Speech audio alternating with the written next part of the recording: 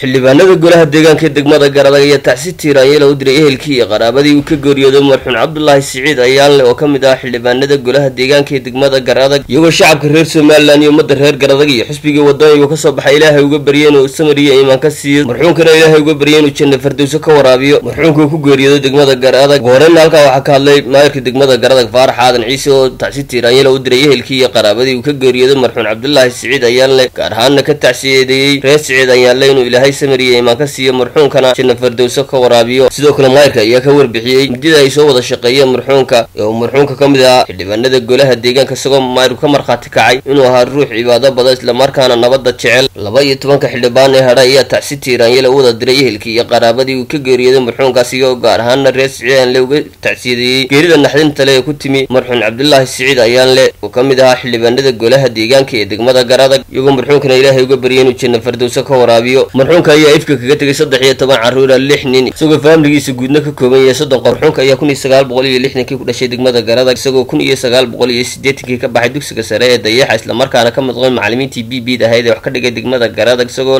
marxuunka ayaa siyaasadda ku soo biray 2002 isagoo isu soo taagay ka mid noqoshada xubnaha golaha deegaanka isla markaana isla soo saaray xisbiga u isagoo ku guuleystay inuu ka mid noqdo xubnaha golaha deegaanka marxuunka ayaa mar labaad isu soo taagay ka mid noqoshada xubnaha golaha deegaanka isagoo iska soo saaray xisbiga wadan isla markaana ku guuleystay inuu ka mid noqdo xubnaha golaha deegaanka ee degmada Garadag marxuunka ayaa ahaa ruux nabadda jecel isla markaana bulshada ugu adeega cadaaladda iyo sinaanta oo madarsanayra TV-ga qaranka degmada Garadag